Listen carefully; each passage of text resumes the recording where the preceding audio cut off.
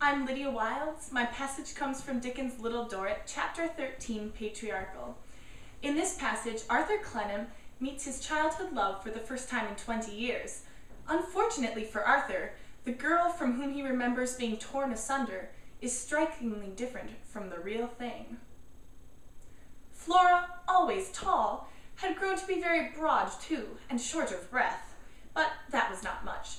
Flora, whom he had left a lily, had become a peony, but that was not much. Flora, who had seemed enchanting in all she said and thought, was diffuse and silly. That was much. Flora, who had been spoiled and artless long ago, was determined to be spoiled and artless now. That was a fatal blow. This is Flora. I am sure, giggled Flora, tossing her head with a caricature of her girlish manner. I am ashamed to see Mr. Clennam. I am a mere fright. I know he'll find me fearfully changed. I'm actually an old woman. It's shocking to be found out. It's really shocking. He assured her that she was just what he had expected, and that time had not stood still with himself. Oh, but with a gentleman it's so different. And really, you look so amazingly well, you have no right to say anything of the kind. Well, as to me, you know, oh, I am dreadful. The patriarch, apparently not yet understanding his own part in the drama, glowed with vacant serenity. Look at Papa! Is not Papa precisely what he was? If we go on in this way much longer, people who don't know us will begin to suppose that I am Papa's mamma.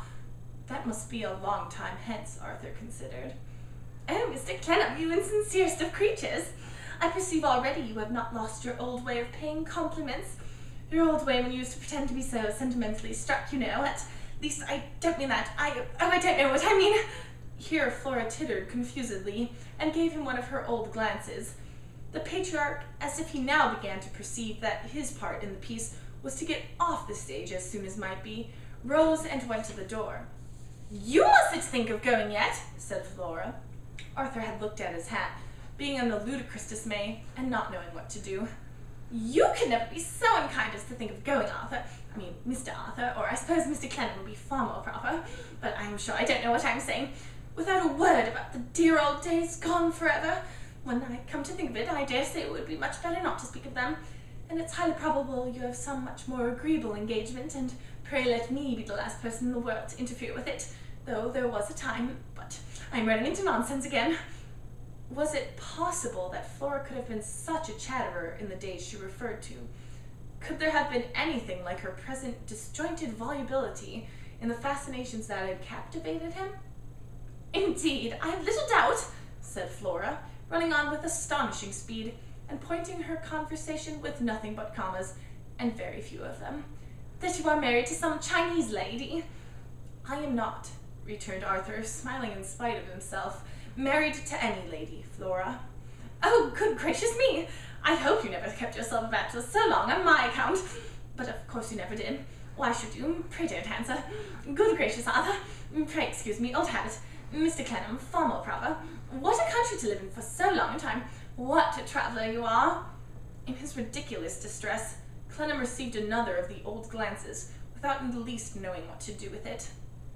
No one could dispute, Arthur, Mr. Clennam, that it's quite right you should be formally friendly to me under the altered circumstances. My dear Mrs. Finching. Oh, not that nasty, ugly name. Say Flora. Flora. I assure you, Flora, I am happy in seeing you once more, and in finding that, like me, you have not forgotten the old foolish dreams. You don't seem so, pouted Flora. You take it very coolly.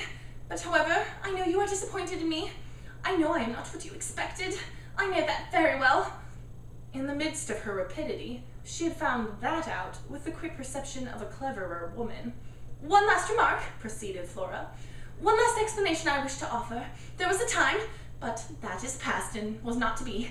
Dear Mr. Clennam, you no longer wear a golden chain. You are free. I trust you may be happy.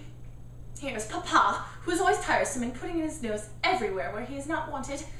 With these words, poor Flora left herself at 18 years of age, a long, long way behind again, and came to a full stop at last.